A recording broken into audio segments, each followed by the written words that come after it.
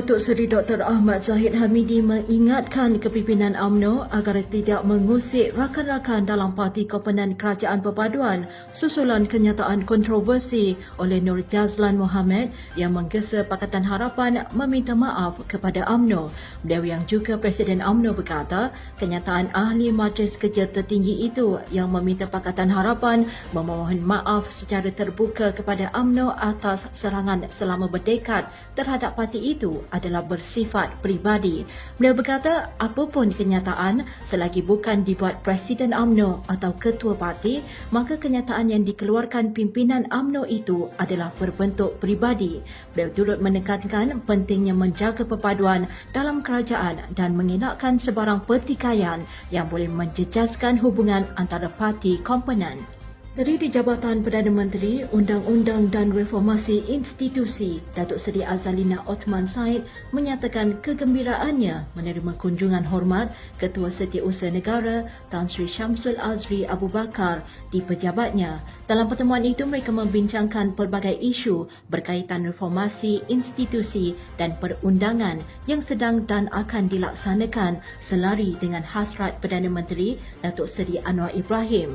Menurutnya, perbincangan juga melibatkan beberapa rang undang-undang yang sedang dirangka untuk dibentangkan pada sesi Parlimen akan datang.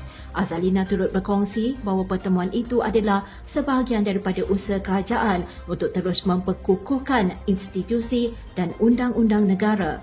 Turut hadir dalam pertemuan tersebut ialah Ketua Pengarah Bahagian Hal Ehwal Undang-Undang, Datuk Zamri Misman.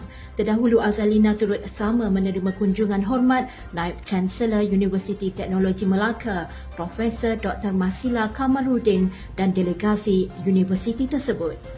Kementerian Pengajian Tinggi menekankan agar semua graduan TVET memiliki kemahiran yang relevan serta nilai tambah lain bagi memenuhi keperluan industri. Menteri Pengajian Tinggi Datuk Seri Dr. Zamri Abdul Kadir menyatakan bahawa kerjasama erat antara institusi pendidikan dan sektor industri amat penting untuk memenuhi pasaran tenaga kerja yang baharu.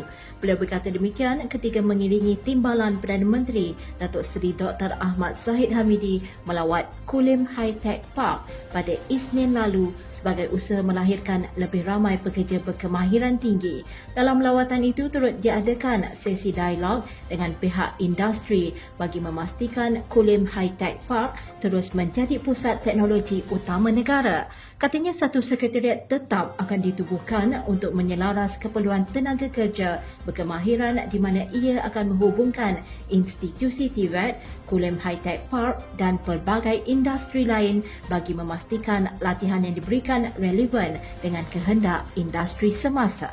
UMNO Sabah menolak keras sebarang cubaan pihak tertentu menggunakan nama parti tersebut untuk kepentingan politik. Pengarah Jabatan Pilihan Raya UMNO Sabah, Jeffrey Nur Mohammed, mengkritik tindakan parti lawan yang cuba memanipulasi nama UMNO untuk mewujudkan persepsi kerjasama dalam menghadapi pilihan raya negeri.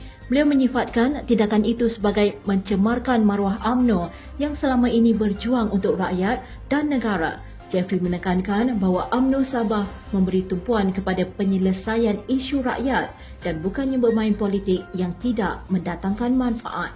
Beliau turut mengingatkan bahawa keputusan di peringkat negeri dibuat melalui mesyuarat kepimpinan UMNO Sabah dan bukannya atas desakan pihak luar. Pengerusi Perhubungan UMNO Negeri Sabah, Datuk Seri Bermuhtar Radin menyeru ahli puteri UMNO untuk melakukan anjakan paradigma dan terus berevolusi dengan perkembangan semasa bagi memperkasakan parti. Menurut beliau, puteri UMNO bukan hanya sekadar penyeri parti tetapi merupakan komponen penting dalam memastikan kekuatan UMNO tetap kukuh. Bung menegaskan bahawa kekuatan UMNO bergantung kepada semua sayapnya, sama ada wanita, pemuda dan puteri, dan kelemahan salah satu daripada komponen ini akan melemahkan parti secara keseluruhannya. Beliau yang berucap dalam majlis khas Puteri UMNO baru-baru ini meminta Puteri UMNO memainkan peranan lebih aktif dan menghapuskan tanggapan bahawa mereka hanya berfungsi ketika pilihan raya.